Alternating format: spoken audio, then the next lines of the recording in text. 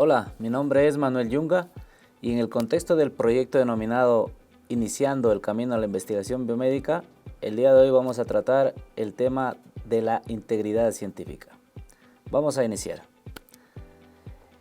El escenario que tenemos es respecto a la investigación en salud. Lo primero que tendríamos que preguntarnos es ¿para qué investigar? O en el contexto de la investigación médica, ¿por qué hacerlo? Debemos atender a las causas, al desarrollo, a los efectos, por ejemplo, de las enfermedades para tratar de mejorar esas intervenciones preventivas, diagnósticas y terapéuticas. ¿Ok? Esto en el contexto de los métodos, de los procedimientos y de los tratamientos. Teniendo en claro un poco el objetivo de la investigación biomédica, podríamos abordar el tema de integridad científica considerando los siguientes elementos. Una cosa es tener una vocación de investigación como una actitud vital, como una actitud necesaria para el desarrollo y el progreso de la ciencia y de la humanidad. Y otra es que solamente veamos la investigación como una ciencia o como algo que está destinado a una profesionalización, es decir, a que yo pueda evolucionar en mi contexto de experticia, ¿no? Claro, lo importante es entender el comportamiento desde una forma correctamente aceptable a una forma de comportamiento que puede ser éticamente cuestionable. Entonces la integridad científica aborda esos elementos, aborda diferentes aspectos en los cuales nosotros debemos hacer hincapié para procurar mantener como el objetivo, el foco de lo que comporta la integridad científica y de lo que comporta ser una ciencia con conciencia. En el ámbito de los profesionistas, de los profesionales de las ciencias de la salud, la ética es saber la diferencia entre lo que se tiene derecho a hacer y lo que es correcto hacer. Esto es importante entenderlo porque muchas de las veces tenemos que siempre ponernos la pregunta de si lo que puedo hacer se debería hacer. Entonces, el llamado de atención es a entender cómo va a ser mi proceder en el contexto de la investigación. ¿En qué voy a prestar atención? ¿A qué voy a prestar atención para poder actuar? Ahora, como estamos en el ámbito de la ciencia, de la investigación, deberíamos primero cuestionarnos por qué hacerlo o si debería hacerlo, teniendo en claro esas tres preguntas que van desde inclusive los filósofos presocráticos, ¿no? ¿Qué es lo que debo hacer? ¿Qué es lo que debo saber? ¿Qué es lo que debo hacer y qué debo esperar? Yo diría aquí aumentar una cuarta que sería ¿para qué hacerlo? Y eso tiene que ver mucho con el escenario donde yo me estoy desarrollando. Ahora, este método científico pues aborda algunas etapas que son de manera interdependientes, ¿no? De manera cíclica si quieren. Este método parte siempre de esa capacidad de asombro que debemos tener continuamente, esa capacidad de preguntarnos, de cuestionarnos continuamente respecto a situaciones de la vida real, para tratar de pasar a un punto de problematizarlo. Y tal vez aquí es algo importante porque debemos tener esa capacidad de problematizar las ideas, problematizar los problemas que están en el contexto de la sociedad. Esa problematización clara, definida bien, nos ayudaría precisamente a proyectarnos hacia unas soluciones, porque el hecho de investigar implica no solamente evolucionar en el conocimiento, sino también implica el que yo tenga que brindar algunas pautas de actuación para solventar aquella problemática que he identificado en mi campo de estudio. Y claro, una vez que yo hago todo ese proceso, tengo que sistematizarlo y difundirlo, ¿no? Para que pueda también ser utilizado por otros contextos, utilizado por otras personas también, para poder atender a sus necesidades específicas. Tomando en cuenta esto, la integridad implica también observar a esos pecados capitales de la investigación. Estoy tomando una descripción literal de un artículo compartido en la revista Nature, donde habla precisamente de estos elementos a los cuales debemos prestar observancia. Esto contrastando siempre el método hipotético deductivo propio de la ciencia, ¿no? Que nos habla de este problema que he evidenciado. Yo planteo una hipótesis que es una premisa, que es una declaración afirmativa respecto a esa problemática. luego deduzco unas consecuencias y luego pues después de esa contrastación hago la confirmación o a su vez refuto aquello, ¿sí? Desconfirmo. Lo importante de tener en cuenta esta secuencia es que dentro de la misma, dentro de los subprocesos, si se quiere, que atañen a esta metodología, se pueden dar algunas situaciones que de pronto pueden tender a normalizarse y que no necesariamente son correctas.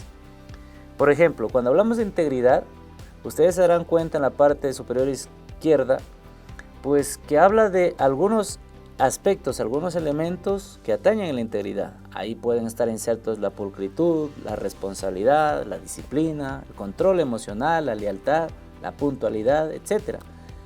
Pero si se percatan también, en contraste a ello, estos elementos que son positivos, que son deseables, entran en contraste con otros que no lo son. Es decir, interactúan de alguna manera en este proceso. Por ejemplo, una práctica o mala práctica, si se quiere, no publicar resultados negativos. Cuando la investigación sabemos que pues, se procura indagar una verdad respecto a una realidad que está siendo sujeto de estudio, pero el hecho de hacer una hipótesis no significa necesariamente que eso se va a confirmar. De pronto mis resultados no son como los esperaba, son negativos, son desfavorables, pues eso inclusive hay que publicar, hay que presentarlo para poder ir ampliando un poco el camino de la ciencia. También pueden haber temas como doble inmersión, también puede haber selección de datos, es decir, aquellos datos que a mí me permiten confirmar aquello que quiero que se confirme. Es decir, ya estamos entrando a un tema de sesgos aquí, ¿no?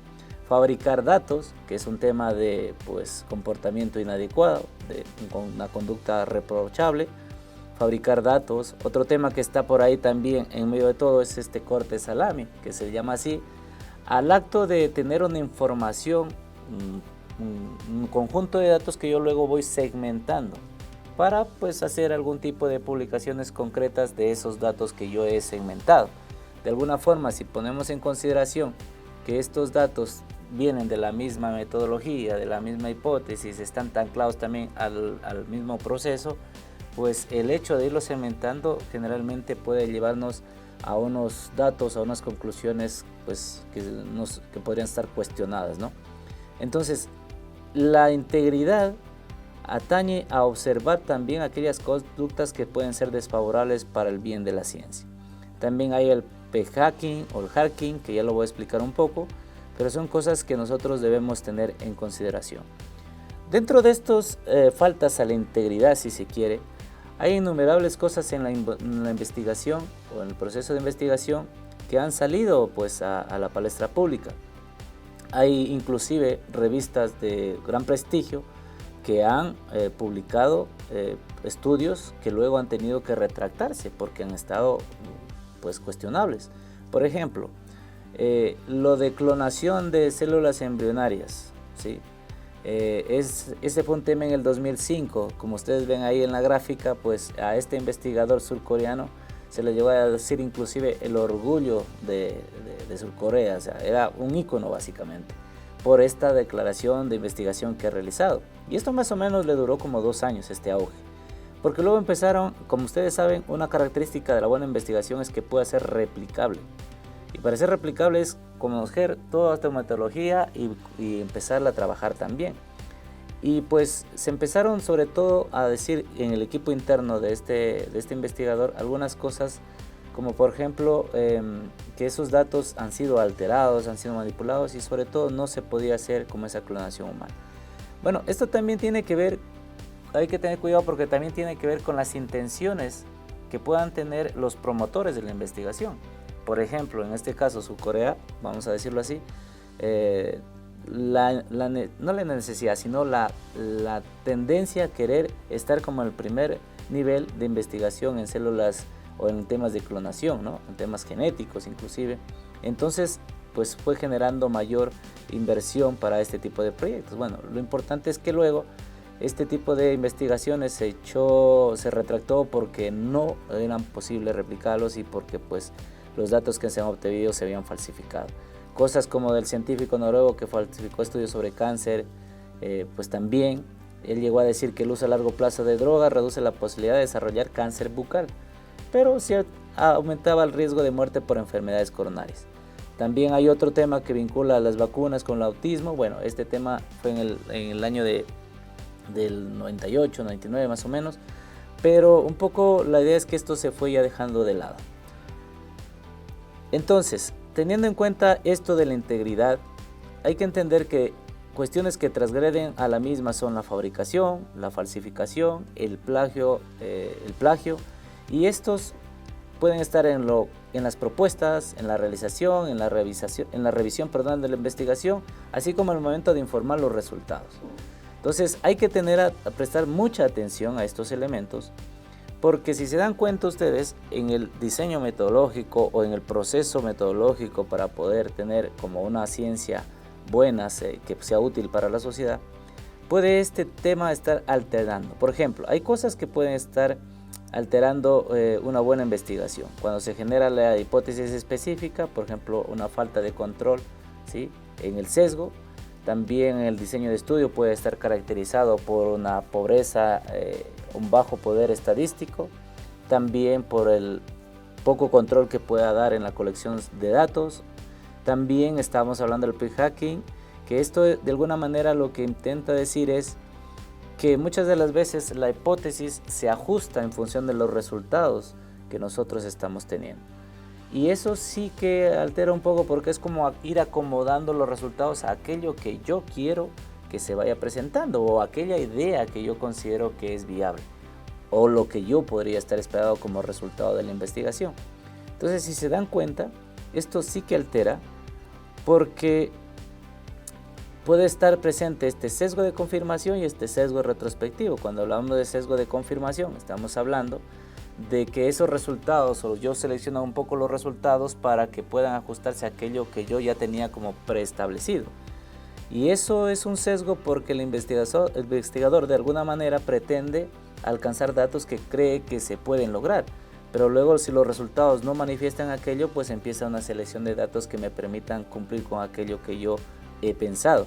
Y en el sesgo retrospectivo habla precisamente que cuando yo tengo los resultados, nuevamente reajusto inclusive mi hipótesis para poder nuevamente presentar como una investigación que ha resultado productiva, que puede tener pues un impacto. En ese estudio o una serie de trabajos que hablan sobre cómo editamos la ciencia, pues se habla precisamente de este p-hacking, que es el punto en el cual el investigador pues atiende a estos elementos. Recuerden, normalmente los datos que se alojan debajo de la curva, de los que están más sesgados hacia los lados, pues normalmente no son los como más deseados, ¿no? Entonces siempre se espera que estén dentro del margen de la curva central, ¿no?, dentro del ámbito central, el 90%. Entonces, menos probable será el resultado si está a las colas, como dice la gráfica. Esto un poco es importante que lo veamos, porque los sesgos, ¿sí?, los sesgos de alguna forma están siempre existentes, y una de las maneras en que cómo podemos reducirlos es empleando elementos concretos como mejorar la formación metodológica.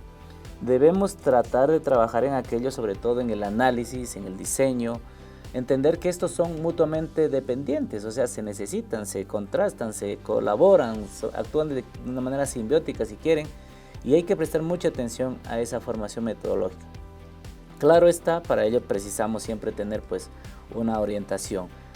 Para el tema de falsificación pues, o de alteraciones de información, está la protección contra los sesgos cognitivos. Estos sesgos que están presentes en todas las personas y en el investigador se pueden manifestar de manera mucho más consecuente. Está el tema de registro previo al diseño, es decir, cuando nosotros hacemos inclusive un protocolo de investigación, eso está declarado y eso ya se establece, ¿no? En temas de investigación es una manera de cómo luego nosotros podemos contrastar que esos resultados se ajusten, ¿no? Entonces es importante tener ese registro previo. Y el apoyo metodológico independiente exhorta a que podamos tener un monitoreo, un análisis, una interpretación, inclusive fuera del equipo de investigación. Esto de alguna manera nos ayuda a que nosotros podamos dejar de lado algunas prácticas que puedan ocurrir, inclusive a veces de manera inintencional. En el tema de integridad científica siempre hay que prestar atención a varios elementos. Dijimos ya algunos valores deseables, pero también es importante entender que esa integridad comporta reglas, virtudes, valores, comporta también atender a principios, al tema de transparencia, la responsabilidad, así como a la normativa que está vigente, ya sea desde las declaraciones, desde lo general a lo específico, desde las declaraciones universales en ética, en bioética, en investigación, hasta cuestiones muy concretas como la que tenemos en nuestro país, que es la Ley Orgánica de Protección de Datos, temas de Comité de Ética de Investigación en Seres Humanos y la conducta o los códigos de conducta que deben regir a un investigador. También está el tema de las buenas prácticas, que hace alusión a declarar, por ejemplo, los conflictos de interés, entendiéndose que los intereses son válidos. Si una persona quiere lograr un mayor prestigio por su investigación, ese es un interés válido. No obstante, tendríamos que mirar primero cuál es el interés real de la investigación para no superponerlos, ¿no? Para poder mantener vamos a decir, un camino lo más armónico posible. El tema de integridad comporta también saber cómo vamos a dar esa protección a los grupos vulnerables, entendiendo por grupos vulnerables aquellas personas que por las condiciones de vida, por sus circunstancias socioeconómicas, por ejemplo, o de salud, pues son más susceptibles de afectación a su dignidad, diciéndolo para prestar atención, por ejemplo, a grupos como niños, como adultos mayores, personas con algún tipo de discapacidad, entre otras, ¿no? Eso hay que tenerlo en cuenta, así como la redacción y publicación para mitigar riesgos como por ejemplo de fraude, algún tipo de autoplagio inclusive. Importante, la pertinencia, qué debe hacerse o si lo que se va a hacer se debe hacer y el por qué. Y esto tiene que ver mucho con el valor social y científico que está a continuación. ¿Quién se beneficia de la investigación?